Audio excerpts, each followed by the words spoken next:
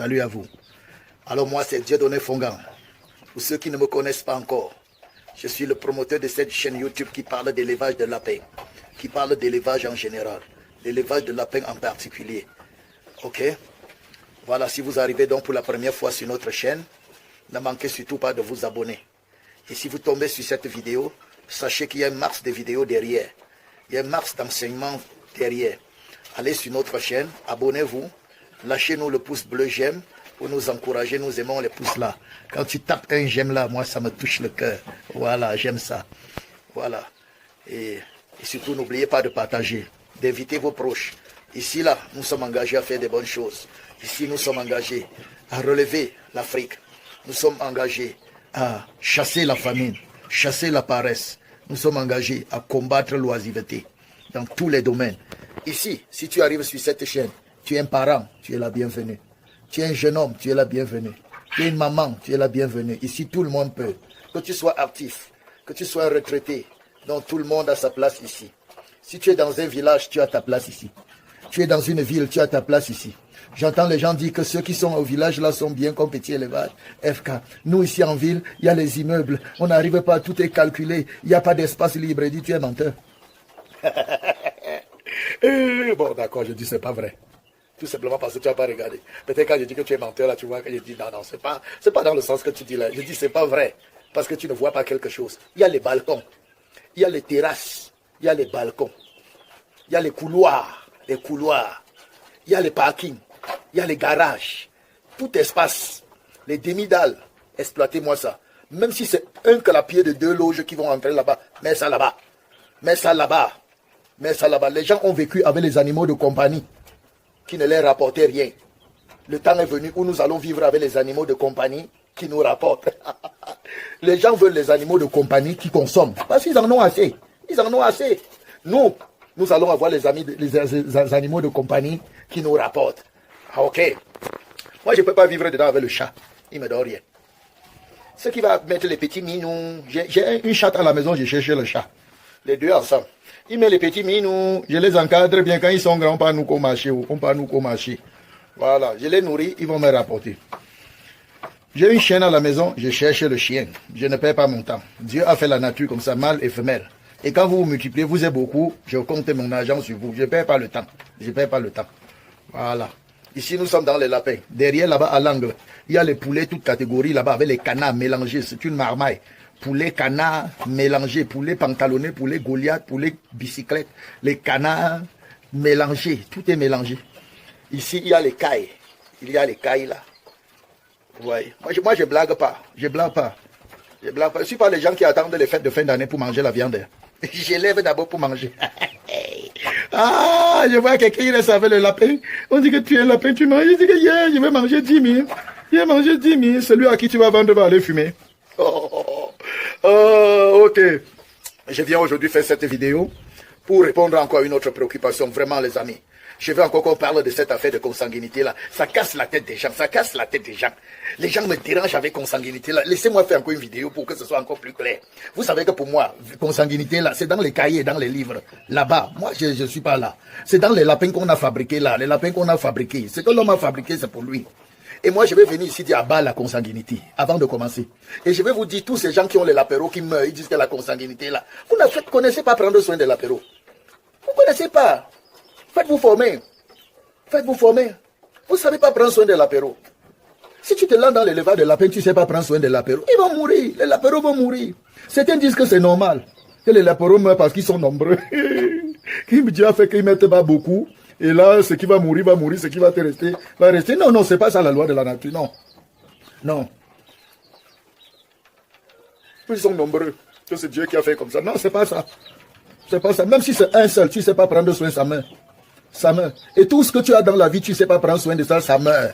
C'est comme ça. Tout ce qui est dans ta main, tu sais. Arrêtez d'avoir les lapéros qui meurent, vous dites que c'est la consanguinité. Arrêtez d'avoir les lapéros qui naissent chétifs, vous dites que c'est la consanguinité. Vous ne savez pas prendre soin des lapéros. Vous ne savez pas nourrir une maman gestante. Vous ne connaissez pas nourrir une lapine vide, une lapine gestante. Vous ne connaissez pas. Faites-vous former.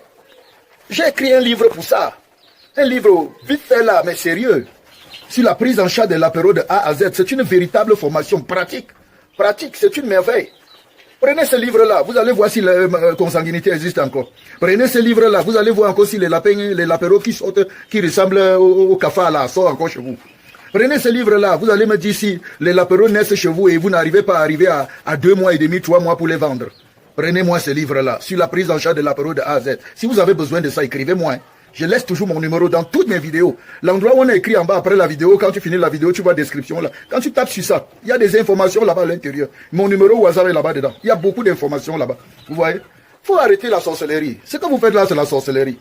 Ouais, quand quelqu'un est dans le village, quelqu'un meurt de paludisme, on dit c'est la sorcellerie. Il a les céphalées, ce que nous appelons maux de tête. Il meurt. On néglige. Quand il meurt, on dit que la sorcellerie. Quelqu'un meurt du cancer, on dit c'est la sorcellerie. Tout ce qui arrive au village, ce qui dépasse les humains, on dit c'est la sorcellerie. Maintenant, dans l'élevage de lapins, tout ce qui arrive, qui dépasse l'entendement des humains, de ceux qui ne sont pas formés, ils disent que c'est la consanguinité. Que c'est la consanguinité. Vraiment, il faut sortir dans ces choses-là. Prends mon livre. Tous ceux qui marchent avec moi ont compris que l'affaire de consanguinité, là, ça ne fonctionne pas. Ça peut fonctionner avec les lapins qu'on a fabriqués. Suivez mon regard. Mais les lapins naturels, là, ça ne fonctionne pas. Dieu a tout arrangé.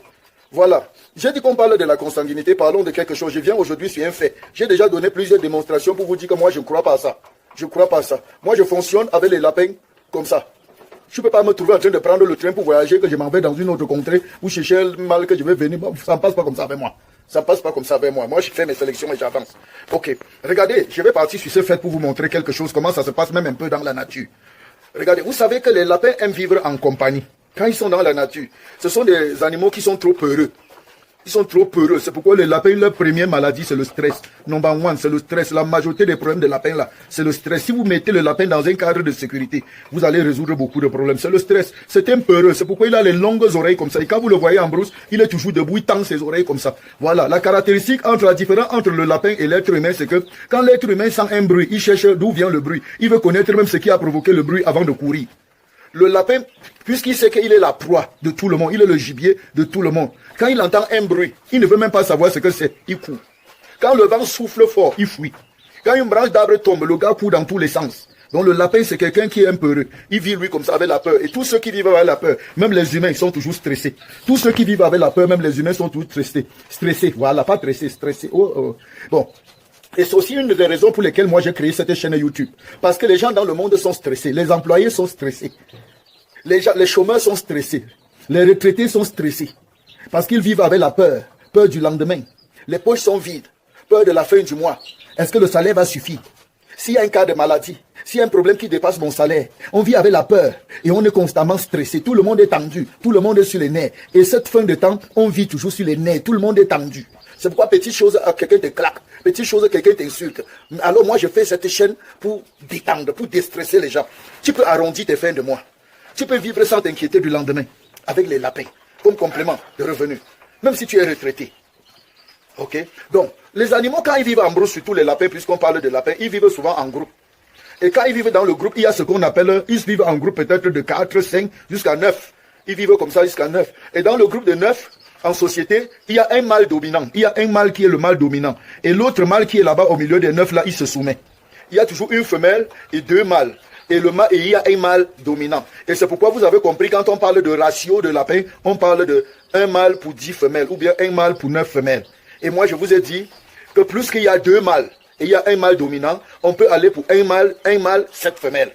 Jusqu'à 1 mâle, 7 femelles. Parce que quand vous voyez 2 mâles et 1 est soumis, et c'est l'autre qui fait le travail, ça veut dire que c'est le mâle de réserve. La nature a prévu ça. C'est le mâle de réserve. Quand ton grand-père est fatigué, le mâle de réserve fait le travail. C'est comme ça dans la nature. Mais maintenant, ce qui se passe, c'est que quand une femelle met bas, suivez-moi bien maintenant comment ça se passe dans la nature. Quand une femelle est accouplée par le mâle, et qu'elle met bas, dès qu'elle met bas, les petits la grandissent et vivent avec leur maman. Et quand ils atteignent déjà l'âge de la maturité sexuelle, qu'est-ce qui se passe? Regardez. Le mâle dominant, c'est-à-dire le père des enfants là, le mari de la mère, celui qui a couplé la mère et ça a donné les petits là. Quand les petits ont déjà 3 mois, regardez ce qui se passe. Le mâle dominant, c'est-à-dire le père, leur père, il chasse tous les garçons mâles.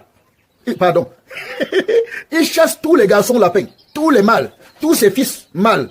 Il les chasse parce qu'il ne partage pas avec quelqu'un. C'est pas pour une autre chose. Parce qu'il ne veut pas se rivaliser avec quelqu'un, il dit aller chercher pouvoir ailleurs. Il chasse, mais il reste avec ses enfants filles. Les lapines, il reste. Maintenant, il y a les lapines, leur maman et ses filles. Et maintenant, c'est lui, le mâle dominant, là, qui a couplé la maman, qui accouple encore la maman et qui accouple les filles. Voilà. C'est ça. Mais les amis, quelqu'un a dit que tu es Google. Ouais, moi je vais devenir le Google de la peine là. Je vais devenir, petit à petit, je vais arriver. Je vais arriver. Je vais être le Jacques, si on cherche n'importe quoi sur Google, on vient taper sur Google, GoFK, on trouve là-bas. Que Dieu m'aide à être la référence. La solution au problème, surtout les lapins là.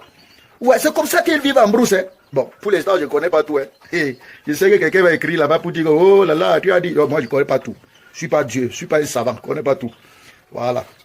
Donc, si que dans la vidéo, si tu suis une vidéo et qu'il y a une erreur que je fais quelque part, il y a quelque chose que j'ai dit qui n'était pas ça, écris en commentaire. Laisse-moi le commentaire, rectifie ça en commentaire. C'est toujours bien, on ne connaît pas tout. Voilà, mais je veux devenir Google. L'autre là, personne ne peut me refuser. Google FK, Google de la paix. Je veux devenir ça. Je suis en voie, je suis en route. Je cours vers le but. Voilà, infatigable. Les critiques de toutes parts, critiques négatives, ça ne me décourage pas. Critiques positives, on continue. Voilà, je disais que le mâle dominant, après avoir accouplé la femelle met bas. Quand la femelle met bas, il fait comment? Les enfants grandissent, ils laissent la femelle allaiter et prendre soin des petits. Quand les petits ont l'âge de la maturité sexuelle déjà à 3 mois, quand ils sont dans leur âge de puberté là, le gars chasse les garçons qu'il y a dans les enfants, ses enfants. Il chasse les garçons très loin. Il les accompagne dans un autre côté de la brousse. Et il reste avec la mère d'enfants et les petites filles de 3 mois. Et c'est lui maintenant qui s'occupe de la mère et des petites filles de 3 mois. Et quand les petites filles de 3 mois aussi accouchent, mettent bas. Voilà, parce qu'il faut qu'on parle comme ça pour que chacun comprenne. Et mettent bas, c'est-à-dire la couche, qu'est-ce qui se passe? Il chasse encore les petits fils garçons. Il chasse, il accompagne lui. Il reste encore avec les petites filles, petits-fils. Oh, français, il a quoi? Les petits-enfants filles. Donc, il avait la mère, les enfants de la mère, et les descendants des enfants de la mère. Le mâle là, lui, il gère la mère, il gère la fille, et il gère les petites filles. Vous me parlez de consanguinité, que c'est où là-bas? Et quand il mettait bas, tout ça, sa vie. Tout ça, sa vie. La nature s'est arrangée que ça vive. Il y a tout dans la nature. La mère prend soin. Bon, il peut avoir les mortalités. Il peut avoir les mortalités. Tous ne vont pas vivre. Mais, ça va vivre. Ça va vivre. Ça va vivre. Même les mâles qui chassent là, ils chassent les mâles là tout simplement parce qu'il ne veut pas la concurrence avec ses fils. Avec ses fils. Il ne veut pas. Il dit allez vous débrouiller dans un autre troupeau. Sinon, même les fils là, c'est pourquoi chez moi, je ne connais pas ça. Je ne connais pas ça, mes amis. Dans ma sélection, s'il y a un mâle et une femelle qui ont donné un bon résultat, je regarde, je sélectionne les plus robustes, les plus développés, les plus costauds dans les femelles que je mets à côté et je continue mon cheptel avec.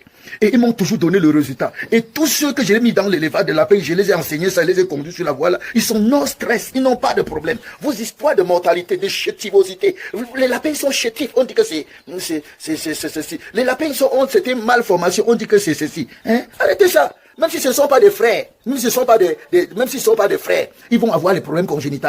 Les problèmes congénitaux arrivent toujours. Ça peut toujours arriver. Il peut arriver qu'il y ait un lapin à la mise, bah, il a les pattes paralysées. Il peut avoir qu'à la mise, bah, il y a un lapin qui a un œil.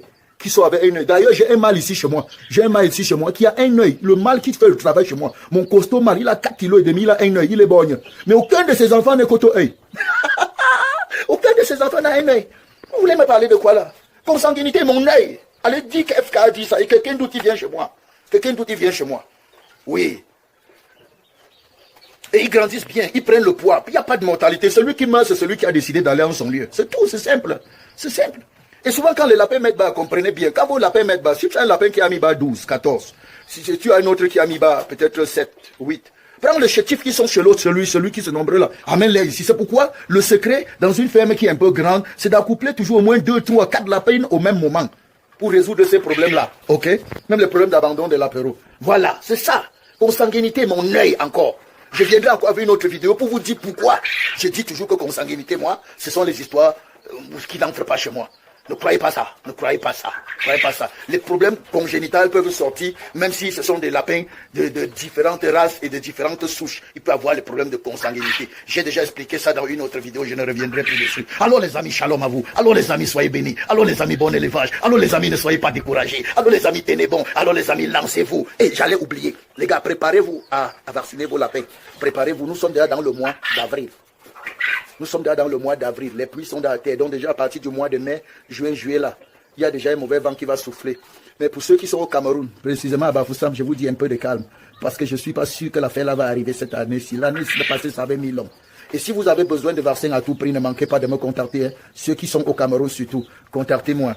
Contactez-moi. Là où je suis, je suis en train d'attendre une vague de l'appel de vaccins là qui vont arriver. Quand ça va arriver, je vais mettre ça au service de tous. Voilà. Donc, c'est ce que j'allais oublier. Prends mon livre, prends mon livre, prends mon livre, prends mon livre, ça va t'aider. Tu vas enlever consanguinité dans ta bouche. Et si tu es en train tu es entré dans l'élevage de la paix, c'est en train de te menacer. Ah, viens me voir, je vais te mettre dans l'académie FK, le groupe de suivi, de formation, d'encadrement. Tu vas réussir. 3 mois, tu seras un maître.